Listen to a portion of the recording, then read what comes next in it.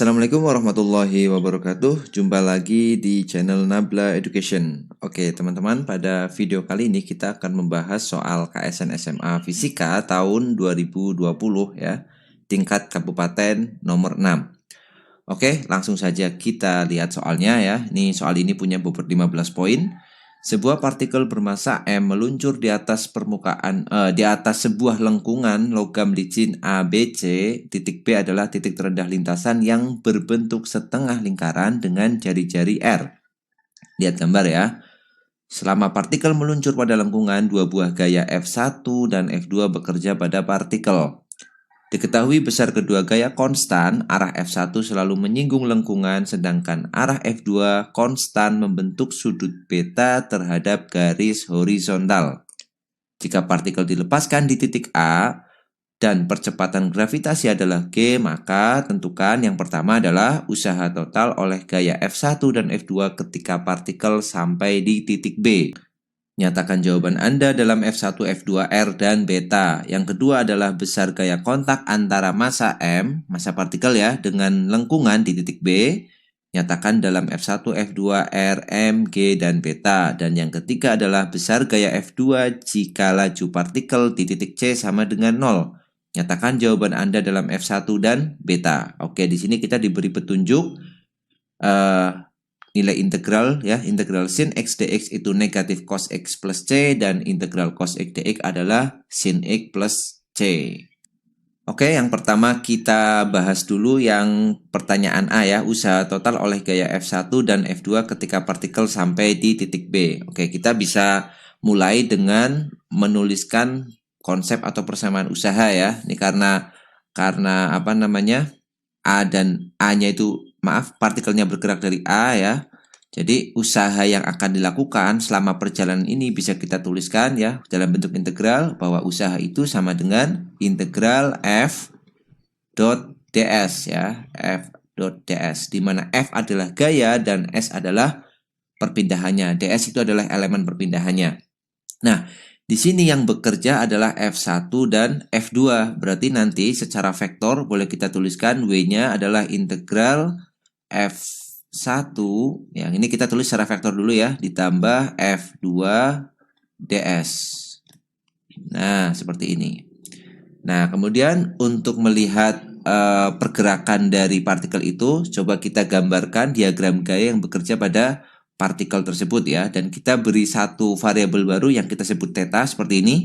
Ya, jadi di sini ada theta ya. Theta itu adalah sudut yang dibentuk antara garis horizontal ini dengan ini kalau kita tarik garisnya ke partikel tersebut ya, sepanjang ini kan jari-jari juga ini R, maka dia akan membentuk sudut theta. Nah, kita misalkan ada satu sudut theta di sini ya. Nanti partikelnya akan bergerak dari A sepanjang lintasan ini, berarti thetanya berubah.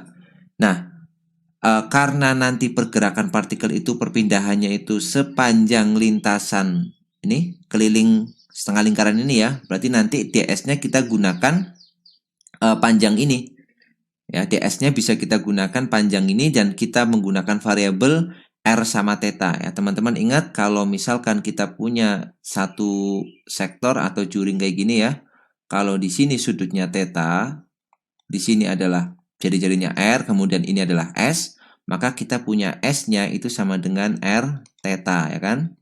Berarti kalau kita ingin mencari nilai ds ya tinggal kita turunkan juga yang kanan. Berarti R-nya konstan, R di sini d theta. Nah, nanti S-nya, ds-nya kita akan ganti dengan R d theta ya. Kita gunain variabel theta-nya. Kemudian kalau kita lihat pergerakan partikel itu, ini kan seperti ini ya, dari atas A kemudian turun dan sebagainya, dan seterusnya maksudnya ya, ke bawah. Ini kan pergerakannya itu kan sepanjang ini, sepanjang busur ini, busur setengah lingkaran ini. Berarti gaya yang berpengaruh terhadap pergerakan ini adalah gaya yang arahnya tangensial ya, atau arahnya tegak lurus terhadap jari-jarinya, atau gaya yang menyinggung garis ini. Nah, kalau kita lihat F1 itu sudah menyinggung, berarti nggak usah kita uraikan, tapi F2-nya kan belum ya. F2-nya kita cari arah yang menyinggung, atau kita sebut arah tangensial, dan arah yang ke arah ini, pusat lingkaran ini, kita sebut sebagai arah radial ya. Berarti kalau di sini theta dan sudut beta terhadap F2 itu nih, ini kan horizontal. Berarti yang sudut ini, besarnya ini sampai bawah, itu kan juga theta. Ini kan juga theta yang besar ya. Maka yang kecil ini, nah sudut yang saya arsi ini berarti kan theta dikurang beta. Ya, karena sudut segini itu theta ini. Nah, segini sudutnya theta. Berarti yang kecil adalah theta minus beta ya, bisa dipahami ya. Berarti F2-nya bisa kita uraikan ya, yang arah tangensialnya atau arah menyinggung lingkarannya ini adalah dia di depan sudut, berarti F2 sin beta. Ini F2 sin, sin theta min beta maksudnya. Theta min beta. Kemudian yang arah radialnya itu F2 cos, ya kan? Cos theta min beta. Nah, berarti gayanya seperti ini kan? Kemudian dia geraknya dari A ke bawah. Berarti nanti F1 ini akan berlawanan kan? Dan F2 ini akan searah ya. Berarti usahanya boleh kita tuliskan W-nya adalah integral dari F1-nya berlawanan. Berarti kita masukkan di sini negatif F1. Ya kan? Kemudian ditambah dengan F2-nya kan searah. Jadi F2 sin theta min beta. Nah, sudah. Kemudian ds, ds-nya kita ganti dengan r d theta. Ya, berarti sekarang batas integralnya adalah batas dari sudut ini theta. Kita mulai dari atas ini. Di atas ini tetanya masih 0 sampai di sembarang posisi. Misalkan di sini dia sudah membentuk theta. Berarti batasnya dari 0 sampai theta. Nah, ini adalah integral yang akan kita pakai untuk mencari usaha dari gaya F1 dan F2 pada lintasan tersebut. Nah, oke. Berikutnya tinggal kita jalankan aja nih persamaan ini ya. Persamaannya kita jalankan, kita integralkan. Kemudian kita akan temukan tuh nilai usaha total antara yang dilakukan oleh F1, F2 sampai di sembarang posisi dulu. Nanti setelah sampai di posisi B kita masukkan batas khususnya. Oke ya, kita integralkan, kita ganti halaman aja. Oke, kita tulis ulang di sini ya. Jadi W-nya tadi integral dari 0 sampai theta, batas integrasinya dari minus F1 plus F2 sin theta min beta kali R d theta. Kita kerjakan, berarti W-nya sama dengan R-nya itu konstan, bisa kita keluarkan dari integral. Kemudian kita kerjakan nilai integralnya. Integral F1 d theta berarti kan minus ya, minusnya kita ikut, minus F1 theta. Ya, integral d theta itu kan theta. Ditambah yang ini F2-nya konstan juga, berarti kita tulis saja F2. Sekarang tinggal integralkan sin theta min beta, itu integralnya adalah negatif cos theta min beta ya. Karena beta itu konstan ya, berarti ini sama aja kita integralkan sin theta, yaitu negatif cos theta. Oke. Sudah, batasnya kita masukkan dari 0 sampai theta. Sekarang kita masukkan batas integrasinya, jadi W sama dengan R dikali negatif F. Tetanya kita masukkan dari theta dikurang 0 ditambah yang, ini F1 ya. F2-nya kita tulis F2 dikali negatif, gini, negatifnya kita keluarkan aja biar tidak mengganggu cos-nya. Ini negatifnya kita tulis di luar. Nah, seperti ini. Kemudian kita masukkan batasnya dari theta sampai 0, berarti cos theta min beta dikurang dengan cos dimasukkan 0. Cos min beta ya. Nah, kita sudah punya. Tinggal kita rapikan, berarti W sama dengan negatif F1R theta. Nah, kemudian ini negatif F2 cos theta min beta. Kemudian negatif kena negatif jadi plus. Ini plus F2 cos min beta. Nah, cos min beta itu, cos itu kan fungsi genap ya. Jadi cos min beta itu nilainya akan sama dengan cos beta. Nah, berarti ini boleh kita tulis F2 cos beta. Karena cos min beta sama dengan cos beta gitu. Nah, sudah kita kelompokkan dulu F2-nya ya, biar lebih simpel. Jadi negatif F1 dikali R theta dikurangi F2, ya kan, dalam kurung cos theta min beta. Nah, ini minusnya keluar, jadi ini minus cos beta ya. Minus cos beta. Oke. Sekarang baru kita masukkan syarat khusus. Kita lihat kembali soalnya. Ketika dia sampai di titik B di sini. Nah, sampai di titik B.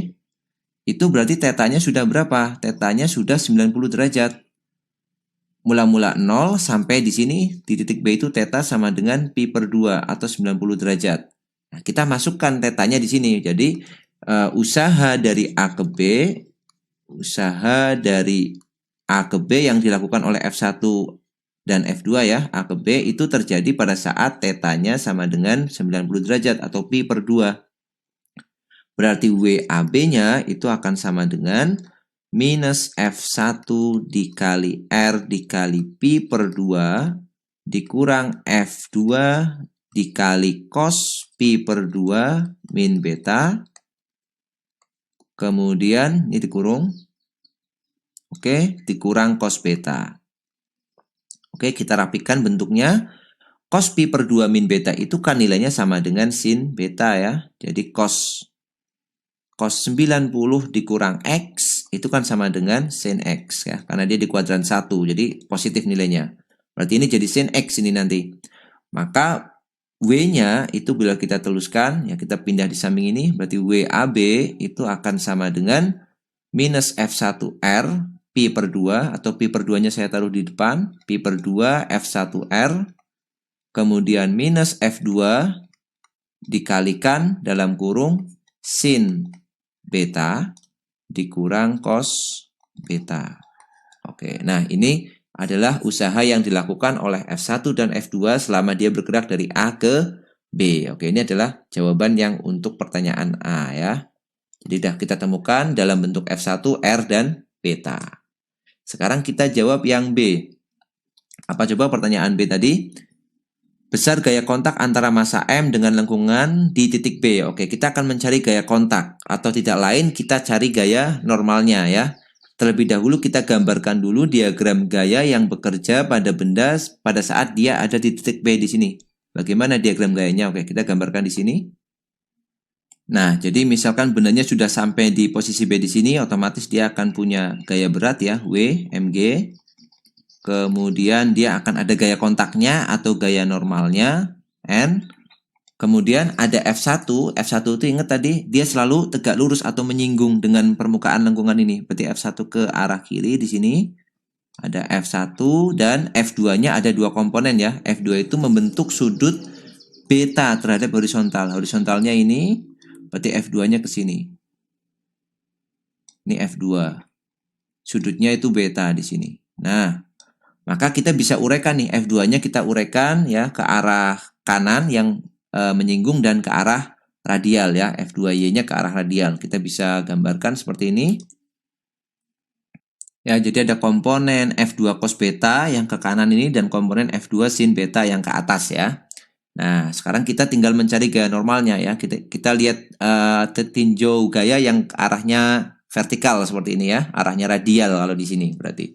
Kita bisa gunakan gaya sentripetal ya. Jadi gaya sentripetalnya, F sentripetalnya itu kan sama dengan apa? Yang ke dalam berarti N ditambah F2 sin beta dikurangi yang arah luar, jadi Mg. Nah, F sentripetal sendiri kan M dikali V kuadrat, V-nya berarti VB ya, VB kuadrat per R itu sama dengan N ditambah F2 sin beta dikurang Mg. Atau kita bisa tuliskan nilai N-nya itu kan sama dengan pindah ke kiri jadi M VB kuadrat per R dikurang ya, dikurang F2 sin beta ditambah Mg. Oke, sudah kita dapatkan nilai N-nya. Nah, pertanyaannya kita belum tahu nilai VB kecepatan pada saat di titik P di sini. Kita belum tahu nih berapa nilainya. Nah, kita bisa temukan nilai VB ini, kecepatan di titik B itu dengan menggunakan konsep usaha energi ya. Jadi pertama tadi di A. Jadi energi mekaniknya di titik A itu dia punya energi potensial A, ya kan? Energi potensial A. Kemudian selama gerakan A ke B dia dapat usaha luar, jadi ditambah dengan usaha tadi AB yang sudah kita temukan tadi, jadi energi potensial di A ditambah usahanya selama dia bergerak ke sini yang diberikan oleh gaya F1 dan F2 tadi, ini WAB, itu sama dengan dia akan dapat energi kinetik di titik B. Ya, karena di sini potensialnya 0. Berarti EK di B. Energi potensial A itu persamaannya kan M dikali G dikali H. H-nya adalah jari-jarinya kan. Ditambah WAB, WAB-nya ini, berarti ditambah minus ya, ini minus pi per 2 F1R, kemudian minus lagi F2, kemudian dalam kurung sin beta min cos beta, sama dengan EKB itu kan setengah MVB kuadrat. Nah, dari sini kita dapat nilai VB kuadratnya. Ya, kita kalikan kali 2 dibagi M ya. Jadi kita dapat VB kuadratnya sama dengan 2GR. Ya, kita kali 2, semua persamaan dikalikan 2 dibagi dengan M-nya. Berarti 2GR ditambah kali 2 berarti 2-nya hilang, pi F1R dibagi M dikurang kali 2 berarti 2F2 per M dibagi M dalam kurung sin beta dikurang cos beta. Nah, dapat nih nilainya VB kuadratnya, kita masukkan ke persamaan N ini. Jadi N-nya akan sama dengan M per R ya. M per R, VB kuadratnya kita sendirikan ini, kita tinggal copy paste saja. Nah, ini ya VB kuadratnya tadi. Kita tulis di sini, kemudian dikurangi F2 sin beta, F2 sin beta, kemudian ditambah dengan MG. Oke, nah sudah dapat kita gaya normalnya ya, tinggal kita sederhanakan persamaan ini. Oke, kita ganti halaman. Oke, kita selesaikan. Jadi N-nya sama dengan kita kalikan aja nih. M-nya kita kalikan, berarti ini jadi 2MG. 2MG ditambah M-nya kita kalikan, berarti ini habis. Tinggal pi dikali F1 ya. R-nya juga tercoret ini. F1, kemudian dikurang dengan pi dikali, 2F2. Nah, sebentar. Ini kok F2-nya nggak ada R-nya ya. Sebentar, apakah ada yang kelupaan tadi? Ini R, ini R. Oh iya ya, maaf ya, ada yang terlupa di sini. F2-nya mestinya masih ada R-nya ini, karena R-nya di depan sini ya, maaf. Jadi ini ada F2, ini masih kita kalikan dengan R nih harusnya. Ini ada R-nya di sini, kemudian ini ada F2R, kemudian ada F2R ya, maaf. Ada yang kelupa tadi. Ini ada F2R. Oke, kita revisi dulu. Nah, sudah ya, sudah kita revisi. Ini semuanya sudah ada R-nya. Ini ada F2R, kemudian yang di sini juga ada F2R, ada F2R, ada F2R. Nah, berarti yang tadi ini ada F2R. Nah, R-nya akan habis dengan ini, M-nya juga akan habis, jadi tinggal 2F2 minus 2F2 dikali sin beta min cos beta. Oke, kemudian dikurang F2 sin beta ditambah dengan MG. Oke, tinggal kita rapikan. Jadi N-nya sama dengan ini 2MG ditambah MG jadi 3MG ditambah pi F1.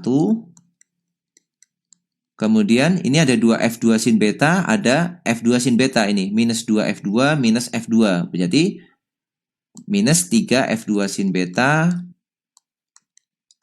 Kemudian di sini ada minus, kena minus lagi jadi plus 2F2 cos beta.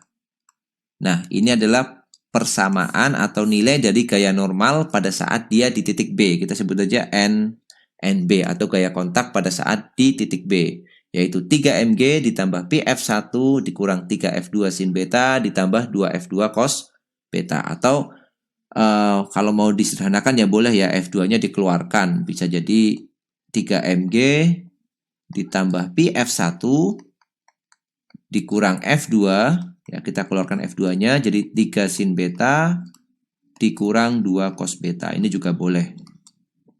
Oke, sudah, kita lanjut ke persamaan atau pertanyaan yang C. Oke, sekarang kita yang pertanyaan C apa tadi ya? Pertanyaan C-nya adalah besar gaya F2 jika laju partikel di titik C sama dengan 0. Oke, jadi besar gaya F2 ketika di titik C itu sama dengan 0. Oke, ini sudah dapat N tadi ya. Sebentar. Ini Oh, ini ada yang salah tulis negatif ini kayaknya ya. Jadi harusnya M2GR ini minus ya. Ini minus. Oh, bentar. Kita ganti nih. Ada yang kurang teliti di sini. Ini negatif kan? Ini negatif F1 Rp/2. Ini berarti negatif juga. Maka yang berikutnya dia juga negatif nih. Ini negatif. Oke, ya tinggal salah negatif aja ya. Ini negatif, ini negatif, ini negatif, ini negatif. Nah, udah ya. Nah, yang C itu adalah usaha yang dilakukan. Kok usaha sih apa tadi? Besar gaya F2 yang diberikan ketika di titik laju partikel di titik C sama dengan 0 ya. Jadi kita bisa lihat seperti tadi, kita tinjau perubahan energinya atau usaha yang dilakukan dari A ke titik C. Ya, jadi pertama tadi kan partikelnya misalkan di titik A kan, titik A, kemudian dia sampai di titik C. Berarti di titik A itu kan dia punya energi potensial di titik A, kemudian ditambah usaha oleh gaya F1 dan F2 selama bergerak tadi ya, berarti usahanya adalah WA ke C atau kita sebut WAC itu sama dengan di titik C dia diam, berarti hanya punya energi potensial di C. Nah, kita tahu tingginya A dan C kan sama, yaitu setinggi R ini, setinggi jari-jarinya. Berarti energi potensial A itu sama dengan energi potensial C. Dengan kata lain, kalau kita pindah ruas, berarti WAC-nya itu sama dengan, ini pindah sini, jadi 0 kan? Karena energi potensialnya sama.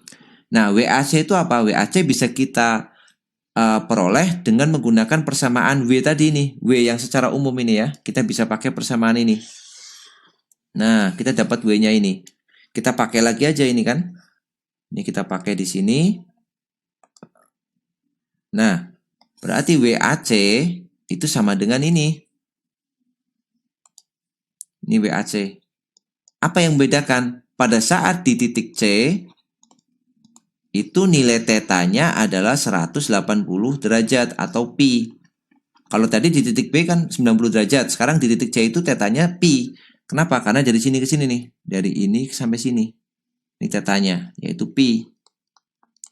Nah, tinggal kita gantikan ini nilai WAC-nya ke persamaan WAC sama dengan 0. Jadi 0 sama dengan gantikan tetanya pi. Jadi minus F1 dikali R dikali V dikurang F2. Ini udah ada R-nya ya. Dikali R dikali cos V min beta dikurang cos beta. Oke, berarti kita pindah ruas ya. Ini F1 R kali V.